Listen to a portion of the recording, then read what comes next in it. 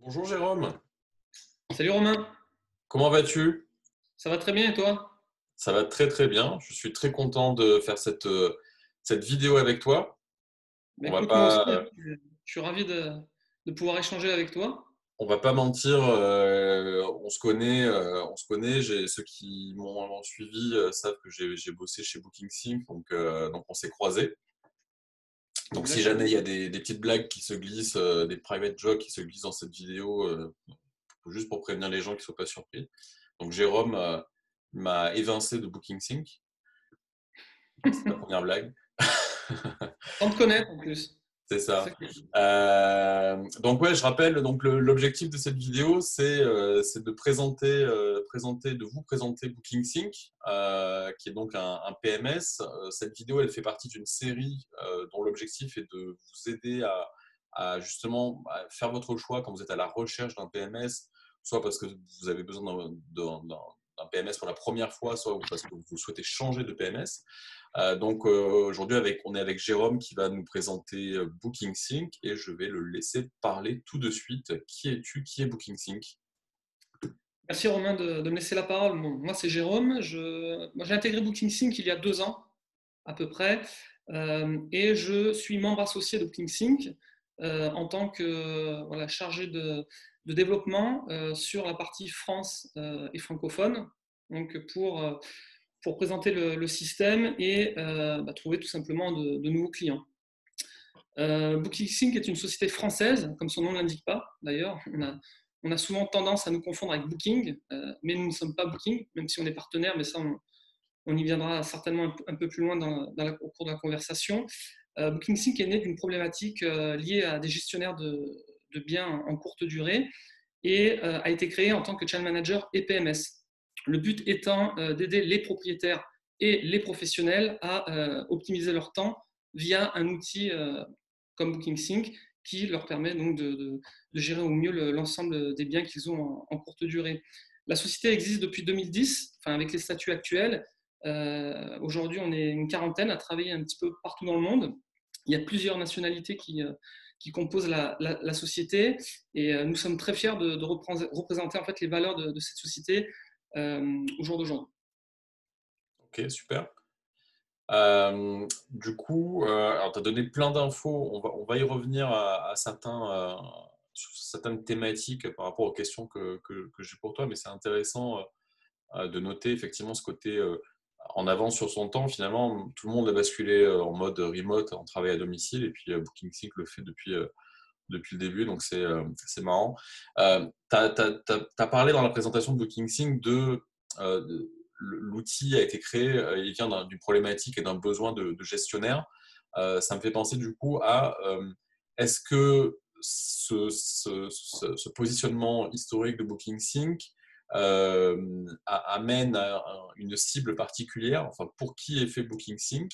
Oui. Si là, je suis en train de regarder cette vidéo, euh, grosso modo, à qui s'adresse BookingSync? Est-ce que n'importe qui peut l'utiliser ou est-ce qu'il y a une typologie de client qui est plutôt privilégiée? Alors, la question est très juste, effectivement, tu fais bien de le souligner. Le logiciel s'adresse à deux types de clientèle. On a d'une part le logiciel professionnel, qu'on appelle BookingSync Pro, qui s'adresse à des gestionnaires de biens immobiliers, que ce soit des agences ou des conciergeries. Mhm. Donc ça, c'est le premier aspect. Et par ailleurs, on a un logiciel dédié aux propriétaires particuliers via Smiley, donc c'est comme c'est écrit sur mon t-shirt, qui lui s'adresse donc aux particuliers qui ont besoin d'automatiser et de rendre le process de mise en ligne sur les canaux de communication très simple et recevoir des réservations très rapidement. Ok, super. Donc au final, il y a deux offres et deux produits. Moi, je l'ai vu quand je suis parti de BookingSync, Smiley est arrivé. Donc j'ai déjà en tête ce que c'est, mais pour juste repréciser un peu plus dans le détail. Donc BookingSync, historiquement, on l'a dit, c'est plutôt effectivement professionnel, conciergerie, gestionnaire. Et Smiley, plutôt propriétaire, petit propriétaire investisseur, quelqu'un qui a que quelques biens à gérer, etc. Mais Exactement. Smiley est quelque chose qui a été fait vraiment de A à Z? Est-ce que c'est un dérivé de Booking Sync? Est-ce qu'on va bénéficier des mêmes prestations, des mêmes fonctionnalités? Alors, si tu veux, c'est une sorte de, enfin, oui, c'est une version allégée de Booking Sync. Donc, la délégation communication marketing, elle est gérée entièrement par Smiley. D'accord. À l'inverse, par rapport à la version professionnelle, qui elle permet aux professionnels d'avoir beaucoup plus d'éléments par rapport au site, par exemple le Ok. site internet, les notifications automatisées qui sont gérées par le gestionnaire de biens. Donc, c'est vraiment deux versions complémentaires, mais différentes par rapport à la typologie de clientèle à qui elles s'adressent. Ok, d'accord, je comprends. Donc le Booking Sync, c'est un PC, c'est pour les gens qui aiment bien avoir la main sur tout et qui ils veulent aller faire du sur-mesure et aller bidouiller un peu et aller très très loin. Et Smiley, c'est un Mac et c'est les gens qui veulent pas se prendre la tête et faire avoir des choses qui sont simples à prendre en main, qui sont préfaites, prépensées et qui veulent vraiment gagner du temps et utiliser un outil qui est ultra simple, quoi. Oui, c'est ça, tout à fait. Ok, super. Tu as parlé dans l'introduction, en présentant Booking Sync, tu as dit PMS et Channel Manager. Donc ça, j'insiste vraiment à chaque fois sur ce point-là parce que je sais que c'est un vocabulaire qui est parfois un peu mélangé et pas complètement, comment dire, correctement appréhendé par tout le monde. Et c'est important de toujours insister là-dessus. PMS, Channel Manager, ce sont des choses différentes. Et j'essaie vraiment de faire comprendre aux gens et de permettre aux gens, au travers de ces vidéos, de comprendre à quoi s'attendre et qu'ils aient le moins de mauvaises surprises possible. Donc, Booking Sync, c'est un PMS, mais effectivement, historiquement, c'est aussi un channel manager. Donc, est-ce que tu peux nous expliquer avec quoi, avec qui plutôt, avec quel channel Booking Sync est connecté et de quelle façon? Et puis, quelles sont les possibilités additionnelles qu'il peut y avoir aussi là-dessus? Oui, oui, oui. Bah, écoute, alors, bon, comme tu l'as dit à juste titre, on est et PMS et Channel Manager. C'est un des gros avantages aussi de notre outil, finalement, puisque tous, par des concurrents, sans les citer, ne sont pas forcément et PMS et Channel Manager. Donc ça, c'est un des gros avantages de BookingSync par rapport à d'autres. Hmm.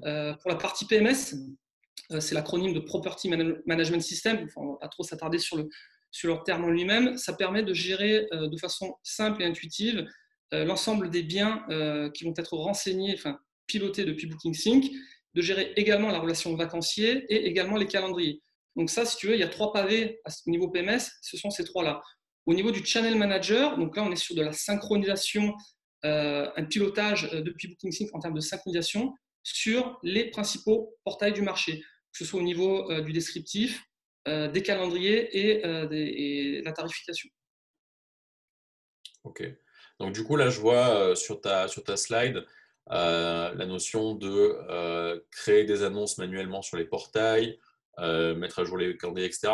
Donc du coup, là, cette notion de, par exemple, de créer ces annonces manuellement sur chaque portail, ça veut dire qu'avec BookingSync, on va pouvoir éviter de créer son annonce dans BookingSync et après d'aller la créer aussi sur Booking, sur Airbnb, etc. Donc ça fait Oui, partie justement de cette intégration qui est native avec certains channels, donc avec lesquels on peut faire ça, de créer l'annonce une fois dans BookingSync et elle se génère sur les portails. ouais, c'est ça, exactement. Alors, je me suis mis sur ce slide-là, effectivement, pour montrer aussi quelles sont les problématiques Mm. qu'un particulier, finalement, ou qu'un professionnel peut rencontrer lorsqu'il gère tout manuellement. Donc, tu peux passer un paquet de temps à tout créer manuellement sur chaque portail, hein, comme c'est indiqué. Mettre à jour les calendriers, c'est ultra chronophage, avec les risques de double réservation que ça peut impliquer. L'envoi des courriers manuels, aujourd'hui, grâce à BookingSync, ça, c'est révolu. Et enfin, on a aussi des systèmes de paiement automatisés mis à disposition. Alors du coup, pour répondre à ta question, c'est par rapport aux synchronisations sur les portails, hein, je crois. Ouais. Voilà. Donc Ok. là, ouais, tu vois, là, tu as, un slide très représentatif des connexions que nous avons aujourd'hui via API, Mhm. euh, donc sur les principaux portails du marché, Airbnb, Booking, HomeAway, donc ça c'est le troisième, hein, ils ont Ouais. renommé leur marque Verbo, il n'y a pas très longtemps, Expedia, TripAdvisor, Mister Airbnb, Magic Stay et Canada Stays. Aujourd'hui, très simplement, il est possible sur BookingSync Pro de connecter l'ensemble des biens de façon très rapide sur tous ces portails-là pour avoir un maximum de visibilité et donc se donner toutes les chances d'augmenter son taux d'occupation finalement.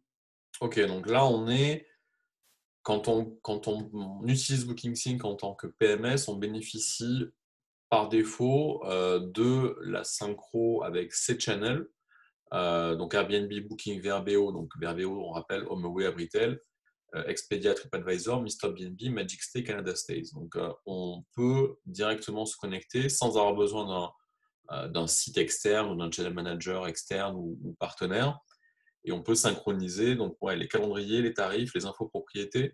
Donc les infos propriétés, c'est ce que je disais, c'est-à-dire qu'on va pouvoir, dans BookingSync, on prend un nouveau bien en gestion ou on vient d'acquérir un nouveau bien, on le crée dans son compte BookingSync. BookingSync va être capable de propager le bien sur ses, alors bientôt Expedia, mais sur ces 8 channels directement. C'est ça? Ouais, c'est ça. Moi, j'ai pour habitude de dire en rigolant, mais c'est la réalité aussi. En fait, vous allez gérer l'ensemble de vos biens, enfin, de vos propriétés, comme si vous n'en aviez qu'une seule finalement, puisque tout est Ouais. automatisé. Donc, du coup, imagine le gain de temps, c'est assez phénoménal en temps. Enfin, ça se compte en termes d'heures Mhm. que un professionnel va pouvoir gagner grâce à cet outil-là. Et je vois juste en dessous une précision, donc minimum de 5 annonces pour Abritel, donc VRBO, et 25 pour TripAdvisor, pour avoir Oui. cette synchro API. Ouais, ouais, c'est ça. Bah, disons qu'en fonction des portails, chaque portail a ses spécificités, que ce soit Airbnb, Booking, Vrbo, enfin tous les autres. Et effectivement, voilà, comme dans l'exemple que tu viens de citer, pour certains portails, lorsqu'on est gestionnaire professionnel, il y a un minimum d'annonces à respecter. Bon, bah, 5 à l'heure actuelle pour Habital, 25 pour TripAdvisor. Ouais. Après, ce qui est vrai aujourd'hui n'est pas forcément la vérité de demain. Ça peut vite changer à ces niveaux-là également. Et juste pour préciser aussi, là, quand on voit marquer info propriétés qui sont synchronisées avec ces channels, c'est quelles infos propriétés qu'on va pouvoir synchroniser? Bon, là, bah, c'est tout ce qui concerne le descriptif de l'annonce, hein, le descriptif, ce qu'on appelle les amenities, les, L'équipement? voilà, les équipements. Tout Ouais, ça, c'est synchronisable et synchronisé du coup d'accord. directement à partir de BookingSync. Ok. Photo aussi? Les photos également, oui, effectivement, les photos, enfin tout ce qui concerne le descriptif de l'annonce en Ouais. soi. Ouais, ouais. Donc ouais, effectivement, c'est un gain de temps qui est quand même considérable voilà, on fait une nouvelle photo, on change son descriptif, on met un nouvel équipement, on n'a pas à aller le faire sur chaque channel, quoi. Ok. Ouais, Euh, tu n'as pas changé, ouais, effectivement. J'ai une petite parenthèse aussi à mettre en avant, c'est qu'aujourd'hui, enfin, tous les professionnels qu'on accompagne, on les accompagne vraiment dans le sens où, par exemple, pour citer Airbnb, puisque c'est ceux avec qui aujourd'hui on est en mesure de le faire, s'ils ont déjà des biens diffusés sur Airbnb, on va pouvoir, lors de la phase de démarrage, on y viendra certainement tout à l'heure, on va pouvoir les accompagner pour importer les propriétés que ces professionnels ont déjà sur Airbnb. Donc, du coup, ils n'auront pas à les ressaisir manuellement. Donc, s'ils en ont 20, 30, 40, 50, voire plus, là encore, ce sera un gain de temps assez important. d'accord, ok. Ok, bon à savoir. Euh, Tant qu'on est sur cette partie des channels, ça me fait penser à quelque chose que j'ai abordé dans une formation récemment sur comment euh, améliorer ses réseaux directs grâce au référencement naturel. Et je parlais justement des descriptions des annonces et de l'importance de différencier la description de ces annonces entre son site direct et les descriptions des portails pour ne pas se retrouver avec un descriptif qui est le même partout. Alors c'est du boulot, hein, c'est une certitude, mais c'est vraiment hyper important. Alors j'aborde le sujet parce que je l'ai moi-même utilisé, ayant utilisé BookingSync pour ma conciergerie. Donc je pose la question, mais je connais la réponse, mais je vais quand même te demander une précision. Je sais que sur BookingSync, on peut justement, pour chacun des portails qui est connecté en API, on va pouvoir changer la description qu'on fournit à ce portail. On peut dire pour telle annonce sur Airbnb, le descriptif, je veux qu'il soit différent, enfin, et le titre, etc. Euh, Moi, à l'époque, je l'ai utilisé pour Airbnb, Booking, HomeAway, à l'époque, avant que ce soit renommé. Est-ce que cette fonctionnalité, elle est présente aussi pour TripAdvisor, MagicStay, Canada Stays, etc. Alors, oui, pour tous les portails, tu vas pouvoir, et là aussi c'est intéressant, du coup, adapter le descriptif en fonction des portails. Euh, Tu le sais très bien, enfin, on le sait tous les deux, et ceux qui nous écoutent très certainement aussi. chaque portail n'a pas forcément la même typologie de clientèle. Donc c'est ça qui va être intéressant en fait. En fonction du type de portail sur lequel est publié le bien, tu vas pouvoir ajuster ton titre et donc le descriptif pour cibler la clientèle privilégiée. Ouais, c'est hyper important parce qu'au-delà, moi je l'aborde aussi, enfin je l'aborde surtout sur le côté contenu dupliqué, référencement et essayer de garder un contenu un peu plus, peut-être un peu plus riche pour son site direct. Mais comme tu le dis, c'est effectivement chaque site potentiellement, même si ça tend à se lisser un peu, mais par exemple Magic Stay qui cible une grosse clientèle de voyageurs business. Booking peut amener aussi beaucoup de voyageurs professionnels, donc ça peut être intéressant effectivement sur ces portails-là de mettre en avant des choses particulières ou des infos, des équipements, des avantages particuliers qui vont attirer encore plus attirer l'œil des voyageurs qui viennent de ces plateformes. Donc c'est important aussi de pouvoir gérer ça facilement, effectivement. Euh, Ok. Euh, du coup, pour finir sur les channels, je disais, on a parlé sur différences PMS, Channel Manager, etc. Booking Sync, on l'a vu, et Channel Manager aussi, et se connecte avec ces channels-là. Si on veut se connecter sur d'autres channels que ces 8-là, comment on fait? Alors, nous, on est très sollicité. Il faut savoir qu'on est très sollicité pour des demandes de partenariat, notamment par rapport à des sites internet. Moi, ce que j'ai envie de dire, c'est qu'au jour d'aujourd'hui, à l'heure actuelle, là, quand tu as Airbnb, Booking, HomeAway, Expedia, pour citer les 4 premiers, même si les autres, dans une moindre mesure, ont Hmm. aussi leur importance, tu couvres, allez, on va dire 95% du marché. Donc là, tu as quand même un inventaire très, très représentatif des sites sur lesquels vont la grande majorité des vacanciers. Avec ça, tu es, en mesure de percuter vraiment très, très Hmm. fort et d'avoir vraiment une grosse visibilité et beaucoup de réservations. Après, oui, tu peux aller sur d'autres portails avec lesquels aujourd'hui on n'a pas de connexion directe, mais ça peut se faire via iCal. Alors après, iCal, voilà, ça prend avec des pincettes, Hmm. puisque d'ailleurs aujourd'hui, les professionnels qui n'ont pas de channel manager utilisent principalement, majoritairement des liens iCal. Le grand risque d'iCal, c'est que, voilà, en termes de délai de synchronisation, ça peut aller, si je ne dis pas de bêtises, jusqu'à 6 heures. Et donc, du coup, tu n'es pas à l'abri Ouais, de bien double sûr. réservation. Donc, nous, on déconseille fortement, même si c'est possible, d'utiliser les liens iCal, ne serait-ce que par rapport au risque que ça pourrait Hmm. entraîner au niveau du business. Ok. De toute façon, je pense que effectivement, comme tu le dis, ces channels-là sont le marché, on va dire. Et après, moi, ce que je conseille vraiment de plus en plus aux gens, et tout le monde vraiment insiste là-dessus, c'est au lieu d'aller essayer de récupérer potentiellement des miettes sur des petits channels confidentiels, peut-être que la priorité aujourd'hui, c'est vraiment de plus en plus de se tourner vers le direct et de travailler son site de réservation directe et se dire, OK, grâce à mon PMS Channel Manager, je suis visible sur les plus gros acteurs du marché. J'ai fait le job, c'est connecté, ça tourne. Et maintenant, par contre, je vais vraiment passer mon temps et me focaliser sur le direct et essayer de bâtir ma marque et de travailler sur le long terme sur ma clientèle, quoi. Ouais, effectivement, il y a plusieurs avantages à voir son site en direct, hein. D'ailleurs, nous, on le propose.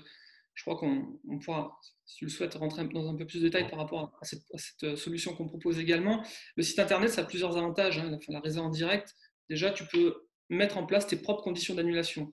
Chose qui n'est pas forcément le cas, même si c'est un éventail, mais Mm. restrictif finalement par rapport au portail. Là, tu as vraiment l'amplitude pour faire ce que tu veux par rapport à ça. Le deuxième point que je vois, c'est que tu ne payes pas de commission à ces portails-là. Donc, du coup, économie. Et le troisième, et tu viens de le citer, effectivement, c'est pour l'image de marque, c'est se construire une image de marque. Donc ça, c'est hyper important. Il y en a de plus en plus aussi qui s'orientent vers le développement de leur propre site pour justement Ouais, tout à fait. contrer un petit peu les portails qui sont assez gourmands, on va dire, pour rester poli, en termes de com. Ouais, et puis c'est quand même aussi très risqué d'être ultra dépendant de ces portails. On l'a vu là dernièrement, justement avec la crise sanitaire.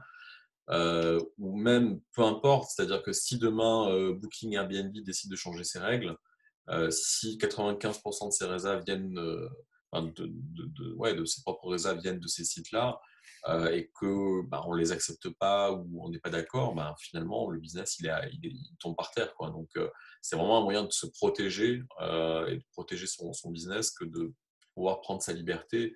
Je pense que l'objectif de faire 100% de direct, il n'est pas c'est pas le vrai objectif, c'est pas non plus de se détacher de ces plateformes, mais c'est quand même d'avoir un coussin de sécurité, quoi. Oui, c'est ça. Et puis tu vas pouvoir aussi fidéliser de la clientèle. Mm. Une clientèle qui passe par Airbnb ou qu'on sort la première année, la deuxième année, elle peut directement passer chez toi. Voilà, donc c'est toujours intéressant. Ok, super.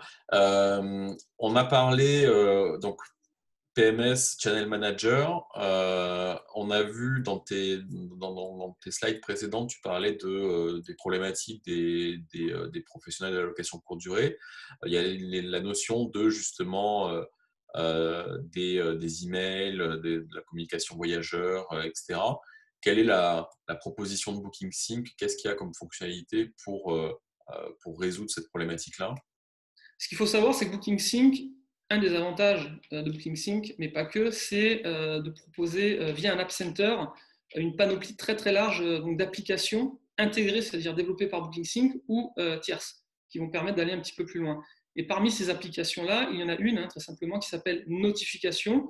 Et pour répondre à ta question, eh bien, les notifications vont pouvoir être paramétrées. Alors, il existe déjà des templates prédéfinis, mais il existe également des templates vierges que le professionnel va pouvoir compléter pour envoyer des messages automatisés, donc des mails, finalement, ce qu'on appelle nous des notifications, Ouais. directement au vacancier avant, pendant et après son séjour. Alors, avant son séjour, tu vas pouvoir définir la récurrence d'envoi que tu souhaites avec le contenu que tu souhaites. En même temps, ce qui est intéressant, c'est que c'est totalement personnalisable. Donc, si une conciergerie, alors une conciergerie, ça peut être aussi une agence, veut mettre son logo de société, elle va pouvoir le mettre également. Donc, c'est pour ça que je parle de personnalisation à l'attention du vacancier. Pendant le séjour, tu vas pouvoir lui envoyer des mails pour lui signifier que tu proposes aussi des activités annexes. Donc ça, c'est toujours intéressant. Il y a de plus en plus de conciergeries qui proposent ce genre de prestations. Donc l'intérêt, c'est d'en informer le vacancier directement sur place. Et à l'issue du séjour, donc pour finir avec les notifications, tu vas pouvoir envoyer ces notifications pour lui faire une demande un questionnaire, en lui envoyant un questionnaire de satisfaction que tu vas pouvoir récolter et intégrer directement dans le Channel Manager. Donc, tu vas pouvoir voir l'ensemble des avis laissés par les vacanciers directement. Donc, voilà, il y a plusieurs avantages en fait à utiliser ces courriers automatiques. Ok, d'accord. Donc là, c'est directement intégré. On utilise les modèles existants, on peut créer les siens et on peut faire tous ces mails automatiques. Ouais, Euh, le champ des possibles est très large. Ouais. ok, super. Juste après, du coup, je vois la notion de paiement. Donc, comment ça se passe? Je sais que là encore, il y a vraiment des spécificités sur Booking Sync. Donc, paiement, on va parler des résas directs qu'on peut avoir avec son site Booking Sync. On va détailler après aussi cette partie-là. Mais comment ça va se passer aussi, puisque je sais que là, comme je disais, il y a vraiment quelque chose de spécifique avec Booking Sync par rapport au paiement avec les différentes plateformes. Je sais qu'il y a des intégrations qui existent. Oui, après, alors effectivement, ça va dépendre des plateformes. Il y a certaines plateformes pour lesquelles la passerelle de paiement n'est pas nécessaire. Je pense à Airbnb, puisque Airbnb gère tout de A à Z, comme tu Ouais, le bien sais. sûr. Donc là, du coup, la passerelle de paiement n'est pas nécessaire. En revanche, pour d'autres portails, comme Booking.com, même si eux gèrent le paiement, ou HomeAway, pour citer les deux plus gros avec Airbnb, du coup, tu vas pouvoir effectivement intégrer des passerelles de paiement sécurisées pour justement prendre des paiements de façon, comme le nom l'indique, de façon sécurisée via l'envoi des notifications. Donc là, on rejoint ce que je disais précédemment au niveau des notifications. Les notifications peuvent être envoyées aussi bien pour les vacanciers, mais elles permettent aussi l'envoi de liens de paiement sécurisés via des plateformes de paiement partenaires de BookingSync ou même de plateformes de paiement que nous-mêmes avons développées en interne. Je pense à BookingPay, par exemple. C'est une solution qu'on a développée qui permet vraiment de récupérer ces paiements-là de façon tout à fait sécurisée.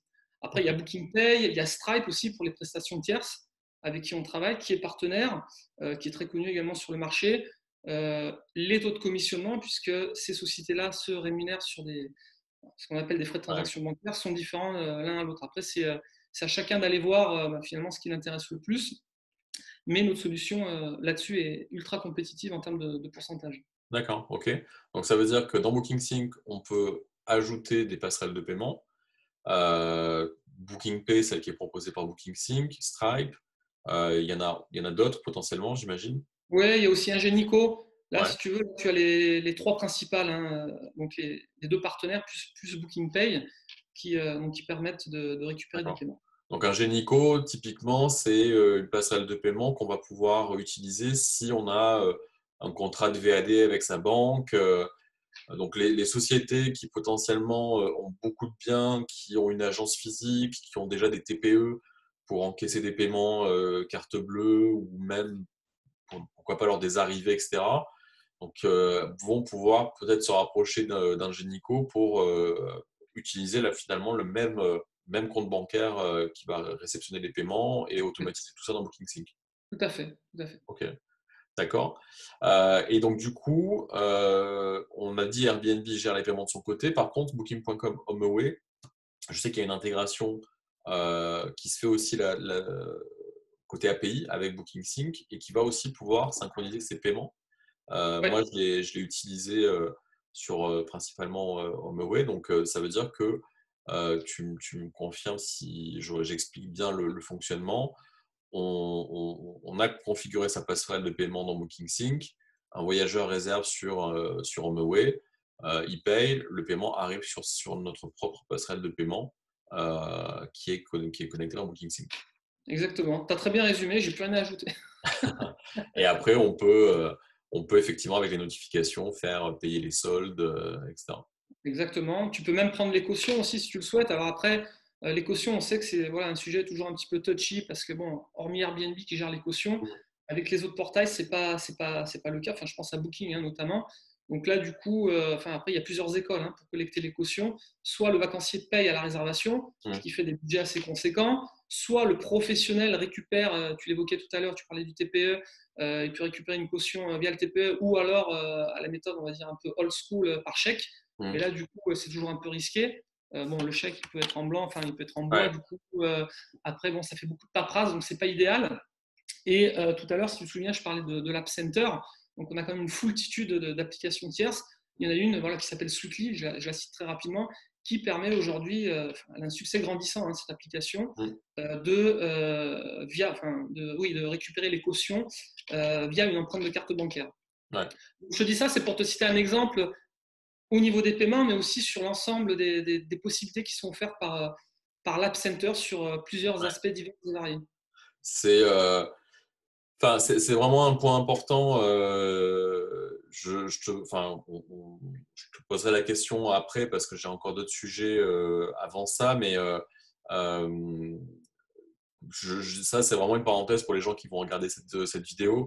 Euh, quand, euh, quand vous êtes en phase de choix d'un PMS, faites-vous vraiment une liste de questions et posez-vous vraiment les questions de savoir ce dont vous aurez besoin potentiellement par rapport à votre business et surtout par rapport à votre façon d'aborder ce métier. Parce que chaque logiciel va pouvoir avoir des fonctionnalités comparables, mais il va y avoir des différences peut-être philosophiques en termes d'approche, etc., qui sont importantes, parce que quand on choisit un PMS, on s'engage sur la durée.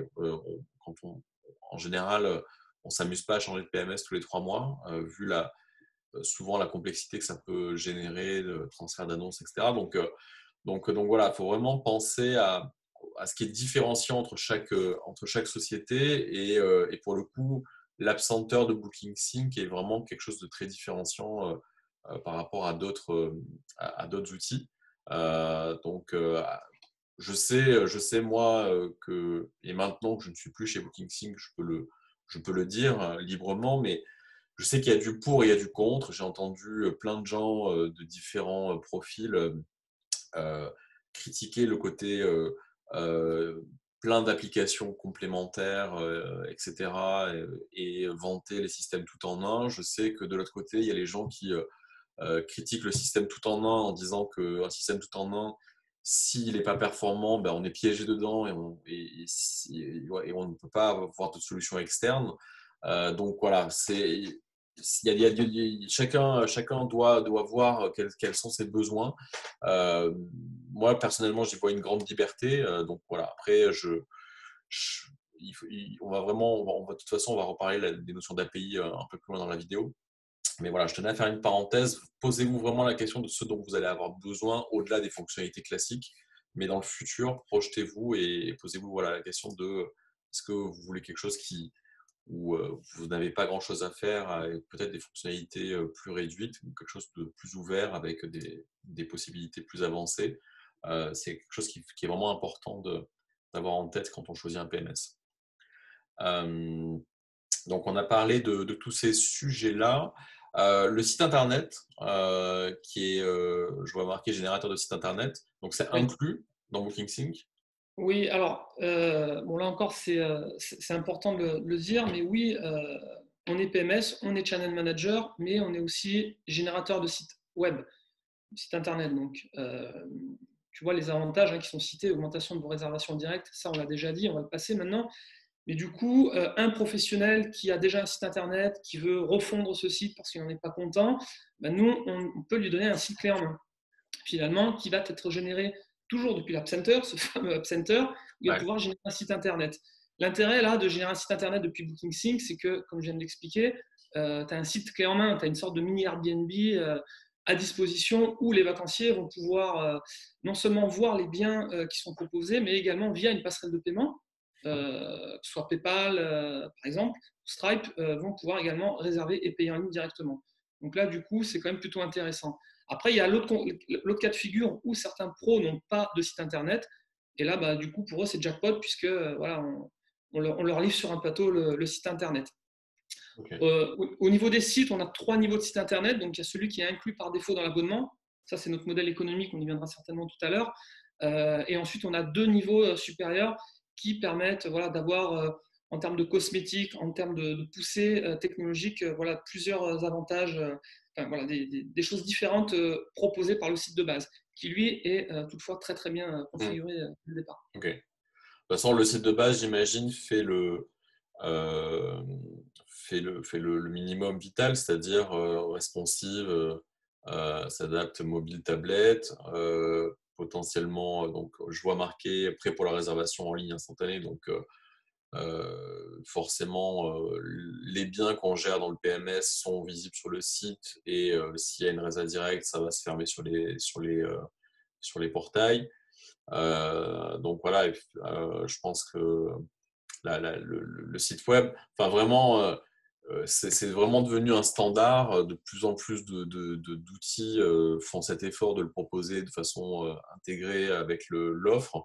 Ça serait vraiment dommage, je pense, de pas l'utiliser, de pas le travailler, quoi. Je sais qu'il y a des gens qui négligent sur cette fonctionnalité-là de leur PMS. Je pense que c'est vraiment important de le mettre en place et de travailler dessus. Euh, Messagerie, passerelle de paiement, on en a parlé. Ouais, si tu Euh, me le permets, ouais, Romain, par rapport à la messagerie, enfin, par rapport à la ouais, messagerie, on a parlé des notifications, mais je voulais revenir sur un point, ça concerne la messagerie centralisée, puisqu'on ne l'a pas évoqué tout c'est à ça. l'heure dans la relation vacancier. La messagerie centralisée, c'est un outil qui permet de gérer directement la relation vacancier pour les réservations en provenance d'Airbnb et d'HomeAway, c'est-à-dire à Britel, quoi, pour la France.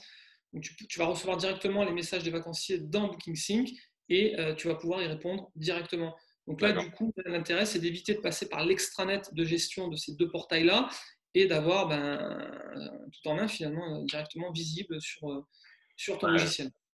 Alors, tu as bien fait de préciser, effectivement, j'étais resté sur la notion d'email, mais effectivement, on a euh, cette messagerie où la différence, effectivement, c'est la boîte de réception de Airbnb, HomeAway, Booking qui est mutualisée, qui est accessible et qui fait effectivement gagner du temps là aussi. Ouais. Je suis en train de Euh, travailler sur Booking, en fait. Il n'est pas totalement encore installé, mais j'ai bon espoir que d'ici la fin de l'année, on va continuer à pousser au niveau du service pour faire en sorte que voilà, le Booking.com ok. intègre les Ouais. HomeAway et Airbnb. Ok. Ensuite, question suivante, intéressant aussi effectivement euh, pour, euh, pour les gens qui gèrent pas mal de biens et qui ont besoin de collaborer, de se partager soit des infos, soit de savoir quoi faire, etc. Comment on peut faire, hop là, ma souris. Comment on peut faire avec BookingSync pour collaborer justement à plusieurs et savoir soit affecter des tâches à quelqu'un, soit être sûr que tout le monde peut avoir le même niveau d'information et qu'on puisse comme ça gagner du temps et être plus efficace. Oui, alors ça fait partie oui, des paramétrages possibles hein, dans BookingSync. Je ne l'ai pas dit, mais là, je le précise. Voilà, BookingSync est aussi disponible en anglais et en français. Je le dis, c'est important parce que je n'ai peut-être pas dit tout à l'heure, mais moi, je gère la partie française, mais j'ai aussi des collègues, Émilie et Pablo, hein, pour les citer, qui travaillent sur les marchés étrangers. Donc, le logiciel est aussi disponible en anglais. Et ça, c'est important de le préciser. On est vraiment une société internationale. Maintenant, pour revenir sur ta question spécifiquement, il est possible, oui, de paramétrer différents niveaux d'accès en fonction des utilisateurs. Donc, c'est un nombre illimité d'utilisateurs qui peuvent accéder au logiciel et effectivement, donc après, avec des accès limités en fonction des besoins. Par exemple, une personne en charge du ménage pourra avoir accès uniquement au calendrier et à l'état des réservations pour aller voir les check-in et check-out et pouvoir intervenir le moment venu sur ce qu'il lui revient de faire. Ok, d'accord. Donc ouais, effectivement intéressant de préciser la notion de multi-utilisateur. Euh, Concernant la disponibilité en français, c'est vrai que je t'ai pas posé la question parce que dès l'intro, tu nous as expliqué que BookingSync était une société française, mais effectivement, dans cette série de vidéos, je choisis de présenter des logiciels qui ont impérativement une interface en français et un support en français. Donc, la question de l'interface en français, tu viens d'y répondre et effectivement, BookingSync est dispo en français. Concernant le support en français, du coup, je te laisse Oui, nous expliquer les modes de communication disponibles pour le support. alors, ouais, écoute, c'est effectivement, enfin, dire que le logiciel est en français, c'est ultra important, même si la société est française. Et du coup, voilà, on a un support hyper réactif qui fonctionne par ticket, en fait, donc par mail. Et tout ça pour dire qu'aujourd'hui, on n'a pas de hotline. Voilà, on fonctionne par envoi de mail, en fait, lorsqu'on peut avoir des problèmes. Hein, le risque zéro n'existe pas dans tous les Mhm. cas, ça peut arriver. Et l'intérêt, c'est d'avoir une réponse sous une heure pour le premier sujet. Donc c'est pour ça que je parle d'ultra réactivité. C'est un des points forts aussi du logiciel. D'ailleurs, c'est reconnu par l'ensemble de nos clients à ce niveau-là. On est très très réactif et on met un point d'honneur à pouvoir répondre rapidement, puisque de toute façon, on sait très bien que si on n'a pas de réponse rapidement, le client s'énerve et c'est pas bon pour le business. Donc voilà. Et comme on est présent à l'international et qu'on a des gens un petit peu partout, ça nous permet aussi de couvrir plusieurs fuseaux horaires. Et j'ai envie de te dire que, alors peut-être pas à des heures ultra poussées, mais on a quand même des gens susceptibles de répondre même à un Français à n'importe quelle heure par rapport à là où il habite, en fait, tout simplement. Ouais, c'est ça en fait. Au tout début, j'ai dit que quand tu avais parlé de cette notion de ce mode de travail qui est très original, qui commence à devenir populaire, mais qui est original puisque depuis 2010, où chacun travaille dans une part, enfin, de chez lui et potentiellement dans plein de pays différents, c'est que finalement, sans potentiellement que ça a été voulu et pensé pour ça et comme ça dès le départ, mais effectivement, on peut se retrouver avec une personne francophone mais qui est basée dans un autre pays avec un autre fuseau horaire. Et on va pouvoir se retrouver potentiellement à 22 heures avec une réponse du support parce que la personne francophone est basée dans un autre pays où le fuseau horaire va concorder. Donc finalement, ce fonctionnement éclaté en remote peut amener cet avantage-là indirectement, quoi. Exactement, exactement. Euh, Puisqu'on parle de ça, justement de quelque chose de différent et de différenciant, est-ce que tu pourrais nous résumer et aider les gens qui vont regarder cette vidéo à comprendre qu'est-ce qui est justement différent, qu'est-ce qui est différent chez BookingSync par rapport à d'autres PMS, si on devait rapidement faire un comparatif. En fait, si tu veux, ce que je peux faire, c'est résumer, parce qu'on les a évoqués pêle-mêle hein, au cours de la Mm. conversation. Moi, ça me va très bien. Il y a plusieurs avantages. Hein. Alors, qu'est-ce qui nous différencie de nos concurrents? Moi, j'en vois plusieurs. Il y a déjà les passerelles de paiement intégrées. Tout à l'heure, j'ai parlé de Booking Pay. Voilà, c'est vraiment une plateforme sécurisée sur laquelle pardon, nos clients vont pouvoir s'appuyer. Il y a l'API aussi, donc l'API ouverte et gratuite. Alors ça concerne surtout les gros gestionnaires qui ont peut-être déjà développé leur propre logiciel de façon ad hoc. Par exemple, je prends comme exemple un outil comptable personnalisé qu'ils vont vouloir intégrer à BookingSync. Bon, s'ils ont les mesures humaines et techniques utiles et nécessaires pour le faire, ils vont pouvoir le faire via l'API. Donc ça, c'est pas négligeable. On a parlé du site internet tout à l'heure également, donc on a plusieurs niveaux de site web. Tu l'as dit, hein, c'est un site web tout à fait convenable qui permet vraiment aux professionnels d'obtenir des réservations en direct. Donc ça aussi, c'est hyper important d'avoir, lorsque tu souscris un channel manager comme BookingSync, d'avoir un site à disposition. Ensuite, moi je l'ai évoqué aussi à plusieurs reprises, c'est l'App Center. Alors oui, il y a les contre, il y a les pour, mais finalement avoir un App Center avec une possibilité, alors je dirais pas infinie, mais multiple, de pouvoir utiliser des applications diverses et variées en fonction des besoins, que ce soit pour un service ultra poussé au niveau du ménage, que ce soit pour faire de l'optimisation tarifaire, que ce soit pour faire de la facturation propriétaire. Ça, on va pouvoir le proposer. Donc ça, c'est hyper intéressant à mon sens. Ensuite, il y a les connectivités aussi avec les portails. Si on tourne dessus, il y a un slide tout à l'heure que j'ai passé, c'est celui-ci. Alors, il faut juste que je mette les dates à jour. Donc, c'est plus 2019, c'est 2020. Mais il faut savoir que nous, on est partenaire premium, préférentiel d'HomeAway, d'Airbnb et de Booking. Donc, ça, c'est hyper important. Pourquoi? Parce que tout le monde, tous les channel managers ne sont pas forcément partenaires préférentiels. Ça répond à un cahier des charges. Ça répond à du scoring, c'est-à-dire qu'il y a un score qui est établi. Et si tu n'es pas partenaire préférentiel, tu gicles de la liste. Donc ça peut avoir des conséquences. Et c'est important de le souligner. Pourquoi? Parce qu'en termes de fiabilité, en termes de connectivité, être partenaire préférentiel, ça veut dire que pour le client potentiel, c'est un gage de stabilité et de source sûre de bon fonctionnement au niveau des synchronisations entre BookingSync et ces portails-là. Donc voilà les principaux avantages. Et puis enfin, le service support qu'on vient juste d'évoquer, qui, à mon sens, lorsqu'on souscrit un outil est hyper important, parce que avoir du support, avoir de l'aide de façon réactive et j'ai envie de dire à n'importe quelle heure quasiment, c'est du pain béni. Ok, super. Et puis pour finir sur les questions, une question qui est hyper importante et qui est incontournable, c'est combien ça coûte tout ça. Alors, on l'a vu au début, tu nous as parlé de deux finalement outils, Smiley, BookingSync, sans rentrer dans le détail, parce qu'encore une fois, cette vidéo, dans un an, les infos que tu vas donner seront peut-être potentiellement datées. Les gens pourront aller sur le site directement, j'imagine qu'ils peuvent consulter les tarifs librement, voire les simuler. Donc, mais juste qu'on ait une idée du modèle économique de BookingSync. Alors moi, je dis toujours aux personnes avec qui je fais les démos que c'est toujours la question la plus marrante, les tarifs. C'est vrai que c'est sympa, on discute des tarifs, on discute du modèle économique.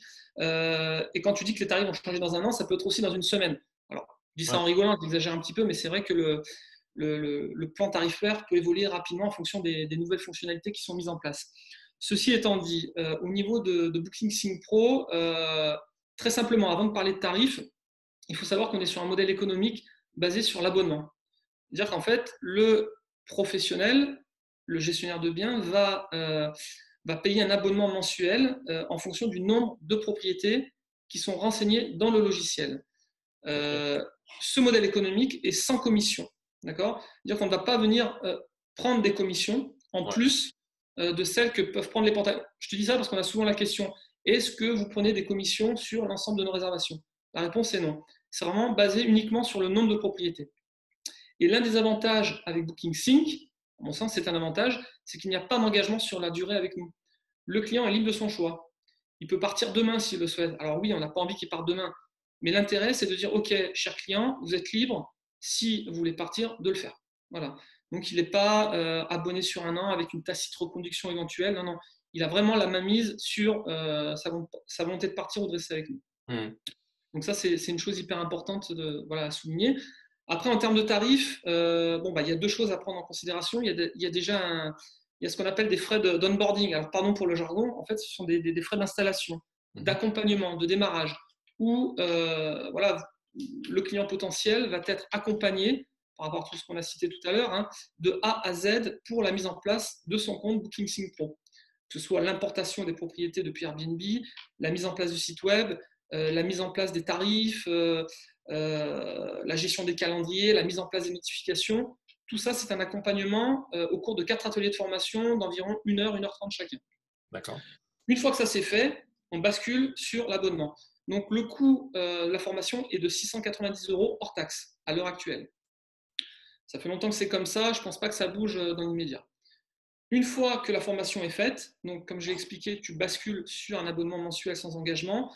Et pour faire très simple, je considère que jusqu'à 19 propriétés, le coût est unique, il est de 285 € hors taxe par mois. D'accord. Ok. Au-delà, le montant change, donc il augmente, mais le coût unitaire donc par propriété diminue. Donc pour faire simple, plus il y a de biens sur BookingSync Pro, plus le coût à l'unité, donc par propriété, va diminuer. D'accord. Ok. Clair. Après, comme je disais, je le mettrai en description de la vidéo, mais j'imagine que sur le site, il y a une page qui redonne ces infos et Ouais. Oui, en fait, il y a une section tarifs dans BookingSync, hein, vous pourrez aller voir, où vous aurez un petit curseur. Très simplement, vous allez mettre le nombre de propriétés que vous avez et le montant parfait. mensuel hors taxe va s'afficher à chaque fois. Alors nous, après, on est très transparent là-dessus sur le tarif.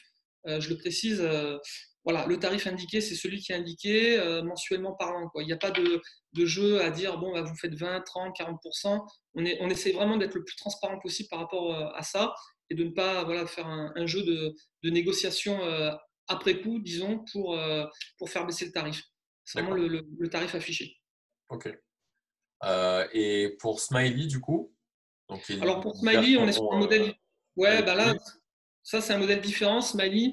Alors sans rentrer dans les détails, hein, c'est ce que tu m'as dit, parce qu'effectivement, après, si les personnes sont intéressées, elles pourront aller voir sur le portail. Je les invite à le faire, évidemment. On est sur un modèle économique basé sur la commission. En gros, j'expliquais rapidement tout à l'heure, le propriétaire va mettre ses biens sur Smiley, 1, 2, 3 propriétés, enfin, le nombre qu'il a à sa disposition. Et du coup, nous, on va prendre une commission. Enfin, Smiley va prendre une commission sur cette base-là. À l'heure actuelle, c'est 8% de commission sur chaque réservation. Voilà. Donc, voilà, c'est une commission, ouais, c'est basé Ok. sur la commission. Donc il y a pas de, du coup là aussi c'est pareil, il n'y a pas d'engagement et à l'inverse de BookingSync, il n'y a pas de.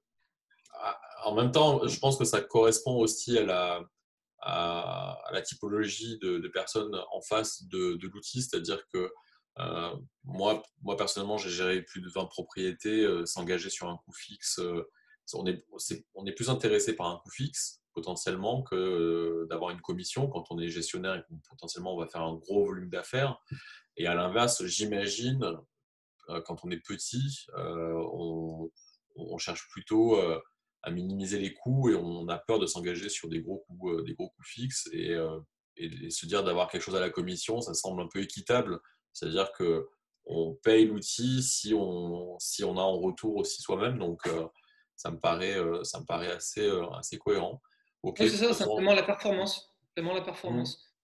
ok. De toute façon, voilà, moi je mettrai toutes les infos nécessaires, les liens pour les personnes sous la vidéo.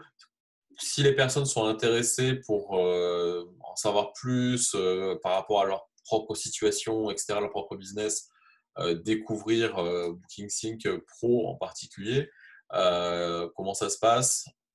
Alors bon, là du coup, vu qu'on est en vidéo, je vais en profiter, mais il y a la façon dite traditionnelle où en général, bon, les professionnels vont sur le logiciel, donc sur bookingsync.com.fr et font une demande de démo. Donc elles remplissent quelques champs, elles choisissent une date, un créneau horaire, et derrière, il y a une démo qui est réservée et on la fera ensemble. Ok, Après, je te donnerai également mon adresse mail, donc c'est jerome@kingsync.com, sur laquelle voilà, vous pourrez m'écrire également directement si vous voulez faire une démo, puis ensuite on conviendra ensemble d'un créneau horaire. ok, super. Bah, je mettrai tout ça dessous. Smiley, j'imagine du coup que c'est Allez sur le accès site, direct. directement. Ouais, directement sur le Ok, site. ok, super. Bah, je mettrai tout ça sous la vidéo. Écoute, je pense qu'on a tout couvert. J'espère qu'on aura permis à chacun de se faire une idée plus précise de ces outils et de ce qu'on va pouvoir faire avec le PMS Booking Sync. Je te remercie encore, Jérôme, de ton temps. Merci à toi. Et puis, bah, écoute, Je te transmettrai les différents retours. J'espère que vous qui regardez cette vidéo, vous avez appris plein de choses. N'hésitez pas encore une fois, si vous voulez être notifié des prochaines vidéos, à vous abonner. Puis à bientôt pour une prochaine vidéo. Au revoir. Au revoir.